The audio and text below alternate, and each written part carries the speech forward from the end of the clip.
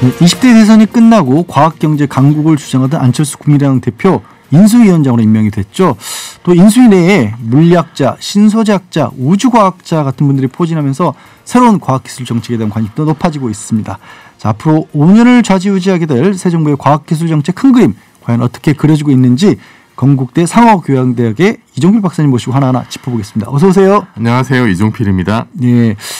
지난 금요일에 대통령 인수위가 공식 출범을 하면서요. 이 과학기술 정책을 인수위 7개의 분과 중 과학기술 교육분과에서 다루게 됐습니다. 그런데 이 박사님이 인수위원들의 면면을 보면 앞으로 어느 분야에 방점을 찍고 과학 정책이 펼쳐질지 가능이 된다고 그렇게 말씀하셨는데 그럼 어떤 분들이 임명돼서 어떤 일을 펼칠 것 같으십니까? 네, 일단 임명된 인물들? 네, 주요 인물들 중에 이제 과학기술 관련된 분이 이제 인수위원회 대변인 하시는 분이 신용현 전 국민의당 이제 의원이신데 이분이 뭐 표준과학연구원장 역임하셨고 아마 이제 안철수 위원장의 어떤 그걸로 오셨겠죠.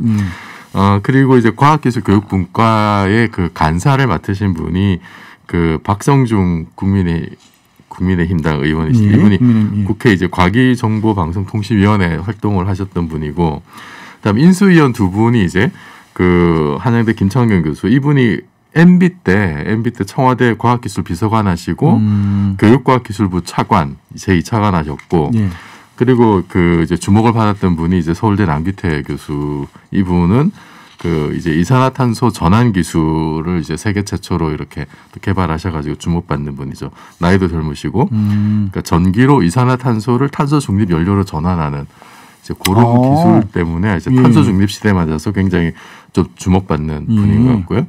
그리고 그 과기 분과는 아닌데 이제 경제 2분과의 인수위원으로 고산, 그 예전에 이제 그 한국 최초 이제 우주에 처음 선정되셨던 그 이제 A팀 벤처스 대표가 이제 여기 합류를 하셔서 또 좀 주목받는 인사인 것 같습니다.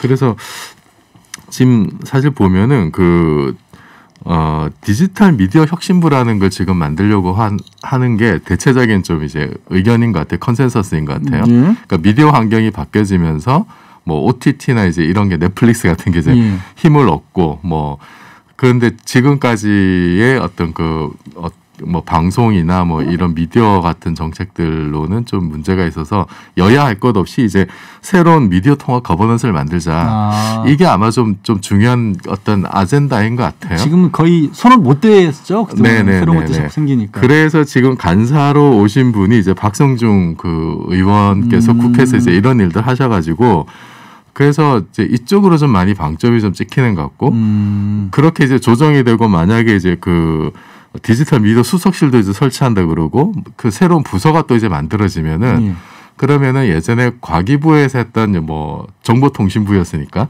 거기에 있는 업무들도 이제 많이 좀 이렇게 조정이 되겠죠. 아마 그쪽으로 좀 이제 관심이 많으신 것 같고 그리고 그 김창경 교수 같은 분이 이제 그 이제 IT 쪽에 이제 전문가이신데 디지털 플랫폼 정보를 만들겠다라고 하는 게 그 윤 당선인의 또 중요한 공약이었잖아요. 이게 이제 사실 보면은 굉장히 이제 그 프로젝트 자체는 괜찮은 프로젝트거든요. 그러니까 마이데이터 같은 서비스. 마이데이터? 네, 금융 쪽에서 왜 이제 모든 금융 데이터를 한데 다 몰아가지고 그 소비자에게 맞는 서비스를 제공하는 마이데이터 서비스를 예를 들면 이제 행정 서비스로 이제 확대하는 그런 개념. 한 사람이 뭐 필요한 거 있으면 뭐 세금이 됐든 뭐가 됐든 한꺼번에 다 그냥 다 해주는 굉장히 이제 획기적인 편리할 수 있겠네요. 네네네 이제 그런 쪽으로 이제 그 준비를 하고 있는데 그쪽을 염두에 둔 것 같고 남기태 교수는 이제 아까 말씀드렸듯이 탄소 중립 관련해서 좀 이제 그 주목받는 분이고 그리고 항공우주청을 신설하는 것도 사실은 그 민주당이나 아니면은 뭐 국힘당이나 그러니까 다 그 공이 이제 관심이 있었던 분야였기 때문에 항공우주청 관련해서 이제 고산 대표도 이제 굉장히 좀 주목을 받는 것 같습니다. 그런데 지금 말씀해 주신 것 중에서 탄소 중립 이게 지금 21세기 관련해서는 뭐 어떻게 보면 금방 앞으로 다가올 문제지 않습니까? 사실 우리는 이제 환경 문제 정도로 생각하고 있지만 경제와 에너지 부분에 있어서 뭐 한 국가의 앞으로의 전망을 좌지우지할 정도가 될 것 같은데 이 탄소 중립 목표 이걸 아마도 남기태 지금 서울대 재료공학과 교수예요.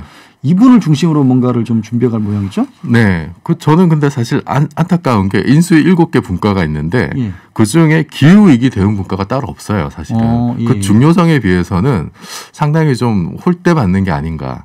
그리고 지금 과학기술 관련된 문과도 과학기술 교육 분과거든요. 그러니까 옛날에 MB 시절에 이제 교육부하고 과기부를 합쳤던 그 통합 부서가 또 새로 만들어질 것 같은 이제 느낌이 있어요, 사실은. 근데 그렇게 하기에는 너무 좀 부정한 거 아니에요? 그렇게 작은 일이 아닌데, 과학기술이. 그러니까요. 예. 그 속에서 뭘 다 하겠다는 거죠. 이제 그 탄소 중립까지도. 지금 이제 인수위 구성을 보면 기후 위기도 그 속에서 한다? 그러면은 힘을 제대로 받을 수 있을까? 이제 이런 걱정이 되는 거죠.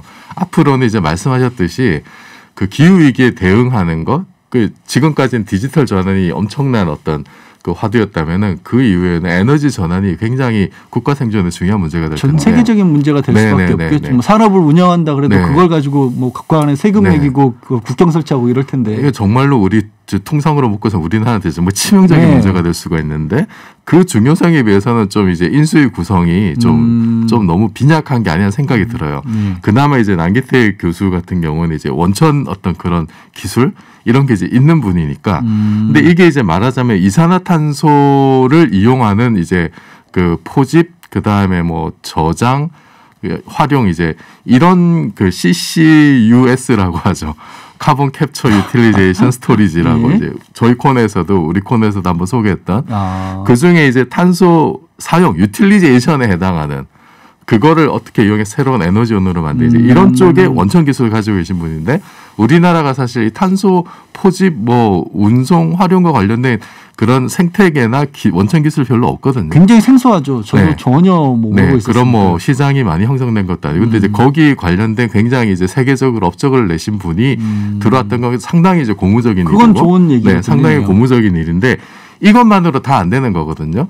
아까 말씀드린 카본 캡처가 있고 포집하는 게 있고 그걸 또 뭐 압축 운송하는 게 있고 저장까지 있는데 그 모든 어떤 사이클에 대한 어떤 사실은 고려가 좀 있어야 되는 거고 또 하나는 이제 이거는 배출된 탄소를 활용하는 것만 지금 나오는 건데 사실은 배출을 줄이는 문제도 상당히 중요한 문제잖아요. 네. 그럼 그것과 관련된 것이 예를 들어서 에너지 전환 문제나 뭐 그린 뉴딜 산업 체계 완전히 바꾸는 거기에 대한 고려를 지금 여기서 다 담을 수 있겠느냐 이제 이런 걱정은 좀 있죠.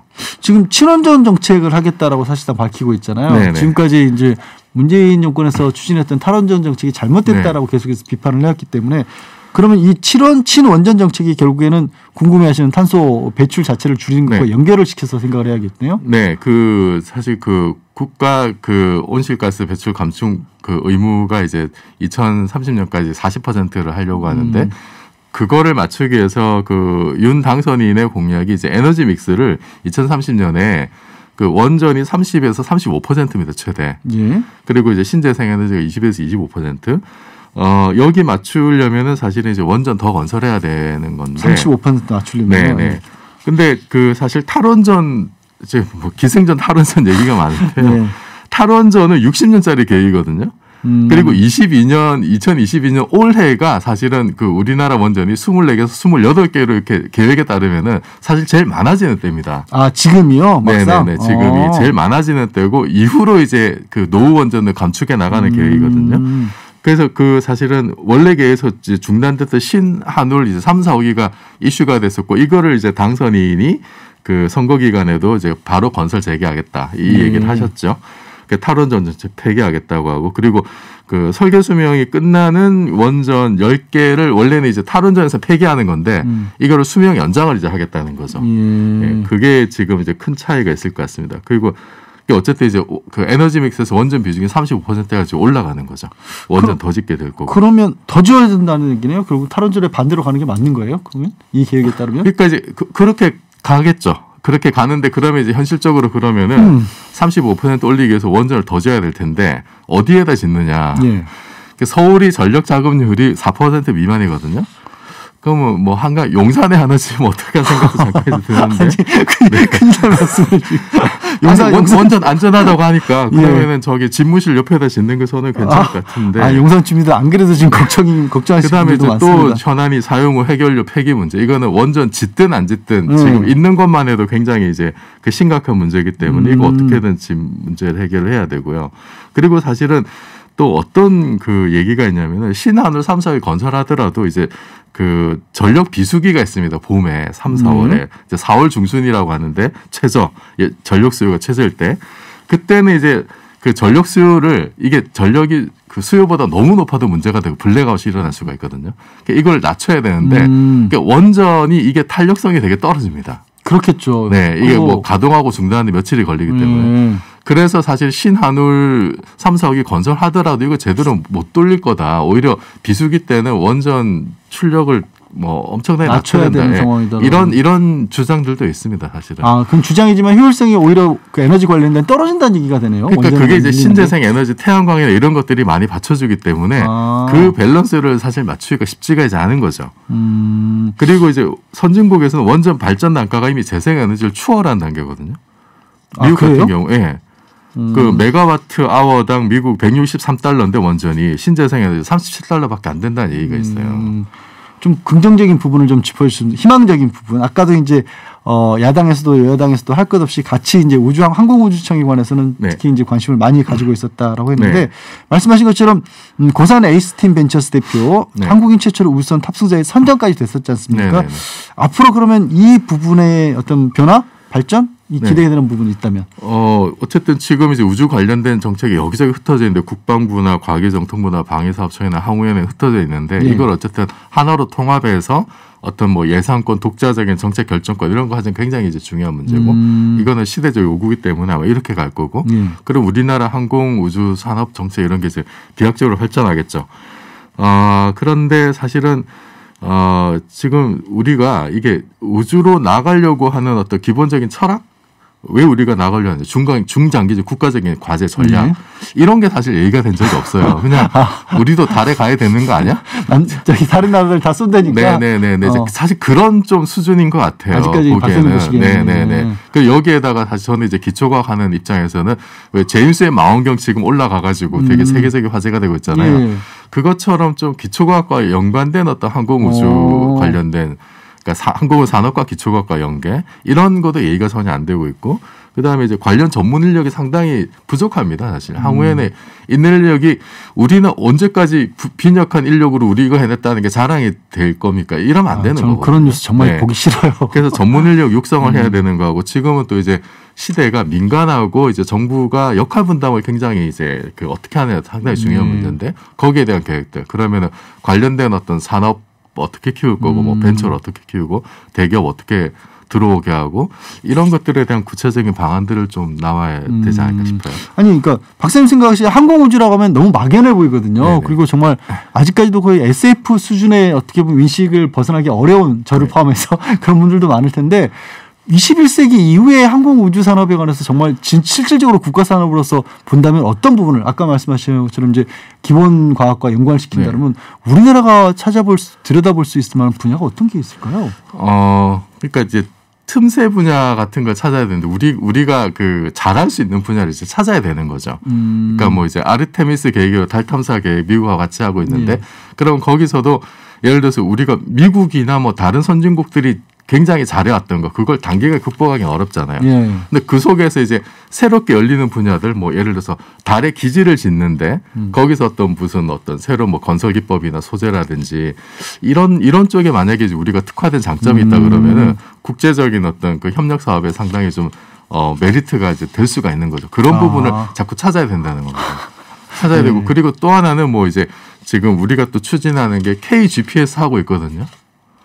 우리 독자적인 GPS. 그러니까 사실은 이게 그 우주로 나가는 것이 이렇게 그냥 로망의 문제가 아니라 새로운 국가 안보의 문제로 사실은 좀 여겨져야 될 부분도. 우리는 이렇게 우주로 가야 된다는 얘기를 마무리로 하고 건국대 상호교양대학 이정필 교수님 보내드려야 될 텐데요. 그래야 될 시점에 청와대 집무실 얘기를 저 많이 전해드려서 죄송합니다. 오늘은 신장식 신장개업 양지열이 대신 진행했고요. 저희는 내일 다시 뵙겠습니다. 박사님 고맙습니다. 고맙습니다.